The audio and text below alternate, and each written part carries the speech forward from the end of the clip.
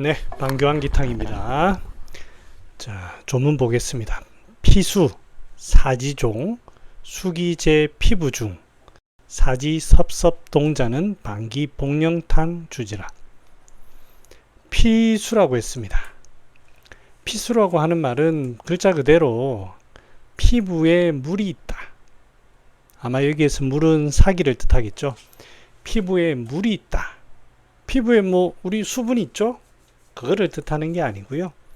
우리 피부는 보면 피부에 물이 없는 건 아니지만 실제 물이라고 하진 않잖아요. 촉촉한 그런 피부라고 하죠. 여기에선 실제 물이 보인다는 거예요. 부종이라는 것을 아마 뜻하는 것 같습니다.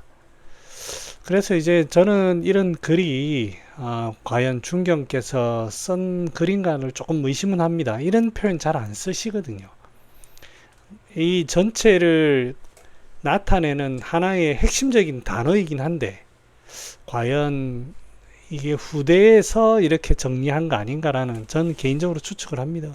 의심을 합니다.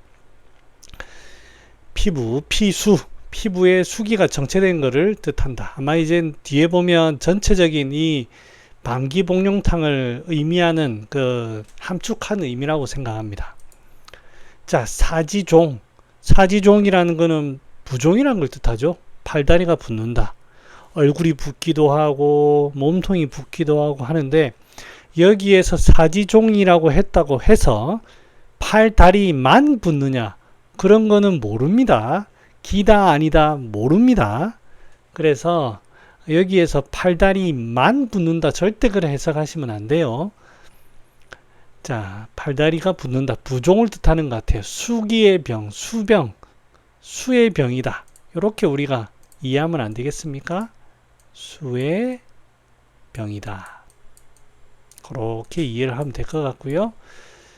그 다음에 수기가 제 피부 중, 그래서 이제 이 피수라는 말이 반복되는 거 아닌가. 그래서 제가 의심을 합니다.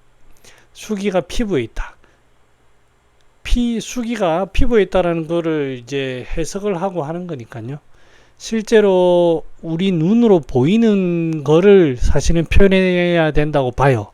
저는 여기에서 이제 한출이라고 보는데, 부종 한출이라고 보는데, 우리가 객관적으로 아니면 아주 쉽게 인지할 수 있게 표현해야 됩니다. 근데 수기가 피부에 있다. 이렇게 하면 사람마다 받아들이는 그 내용이 다르잖아요. 어떤 사람은 부종이라고 받아들일 수도 있고, 어떤 사람은 땀이 난다고도 받아들일 수도 있고, 그래서 이런 표현은 좀 별로 안 좋은 표현이에요. 만약에 부종과 한출이 동시에 안 나타난다 하면 중경 선생이 잘하는 거 있잖아요. 혹 이렇게 잘 쓰셨는데 아무튼 그렇습니다. 자, 사지 섭섭동이라. 섭섭동이라는 게 움직인다는 뜻입니다. 근데 움직인다는 게 우리가 이제 움직일 때 팔다리가 움직일 때 막 이렇게 움직이는 진전 덜덜덜 떨리거나 무도병처럼 막 이런 거일 수도 있습니다. 아니라고 말은 못해요. 그런데 제가 치료를 해보면 복령, 방기, 환기, 계지, 감초를 이용해서 치료할 수 있는 영역은 오히려 근육이 실룩거리는 이런 거에 좀 더 가깝지 않나 라는 개인적인 의견을 말해봅니다. 제가 아직 경험이 부족해서 진전증에 팔다리가 막 움직이는 이런 거에 방기복령탕을 써서 아니면 이런 재료들이 들어가서 재미를 본 적이 아직 없어서 제가 모를 수도 있습니다만 근척육순 근육이 실룩거리는 그쪽으로 접근하시면 조금 더 쉽게 쓸 수 있지 않나 싶습니다.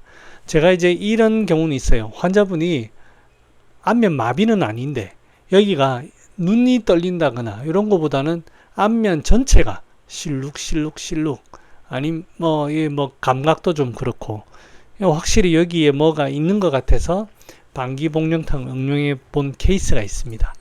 그래서 제 경험상으로는 그렇게 일단 해석하고 있습니다. 자, 자, 그러면 이 여기에 들어가는 약재들을 한번 보면요. 환기, 방기 이 두 가지 약재는 앞에서 방기, 환기탕에서 설명을 드렸습니다. 환기는 어떤 약이냐면 피부의 모공이 헐거워져 가지고 그쪽으로 땀이 새어나가는 그게 바로 이제 방기, 환기탕입니다. 방기, 환기탕이고 환기고, 그 다음 방기는 반드시 피부에만 작용하는 건 아닙니다. 실제로 관절이라든지 이런 데도 많이 작용하는데 거기에 있는 수기를 빼냅니다. 특히 방기는 이뇨제 중에 쓴 약 중에 하나입니다. 그래서 스별, 염증이 좀 두드러지는, 부어도 빵빵하게 붓는다든지 뭐 이런 스별에 많이 쓸 수 있습니다. 그 다음에 복령은 개라는 표현을 쓰는데요. 두근거리는 개. 이게 두근거린다는 게 실제로 우리 마음이 두근거리기도 하고요. 심장이 두근두근 하는 것도 있고, 그러면서 나타나는 불안감, 이런 것들을 좀, 심리적인 불안감을 좀 아주 순한 약으로 진정시키는 거죠. 개를 치료하고요. 개지는 양기가 표로 가도록 해줍니다. 그러니까 이 말은 양기가 표로 못 간다는 뜻이죠. 피부에 양기가 부족하다는 뜻입니다. 그 다음에 감초는 급박함을 진정시키는 약입니다. 그래서 이걸 가지고 순수하게 약 본초를 가지고 해석을 해보면, 병리를 해석해보면 피부의 모공이 헐거워져 있고 수기가 피부에 몰려 있는데, 자, 모공이 헐거워져 있어요. 정상적인데 피부가 헐거워져 가지고 거기에 수기까지 있다 보니까 땀이 밖으로 나가고 있어요. 또는 부종이 되어 버렸어요. 이 수기로 인해 가지고 양기가 피부에서 소통이 안 되다 보니까 거기에서 개가 발생합니다. 떨림, 두근거림, 떨림, 이런 것들을. 그래서 피부의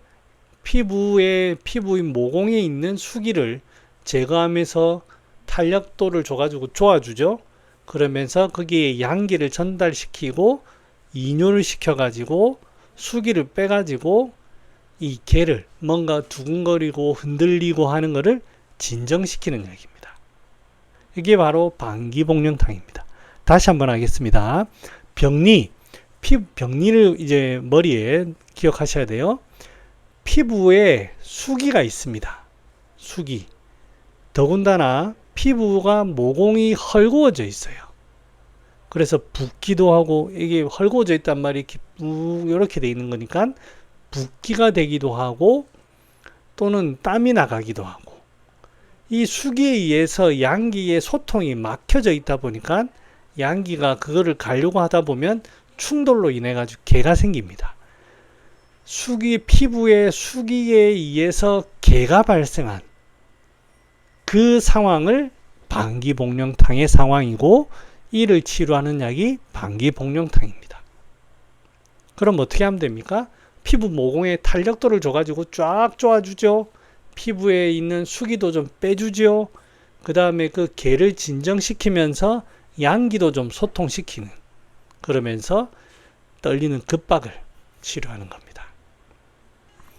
그래서 상초에는 심계, 땀이 나고 풀어지니까 무기력, 한출, 상열감, 상충 등이 나타나고 흉민, 불안, 이런 것들이 같이 나타납니다. 수면도 좀 불량할 수 있고 근육도 좀 떨림이 나타날 수 있습니다. 하초로는 꼭 하초만 그런 건 아닌데요. 주로 하초 쪽에 부종이 동반될 수 있습니다.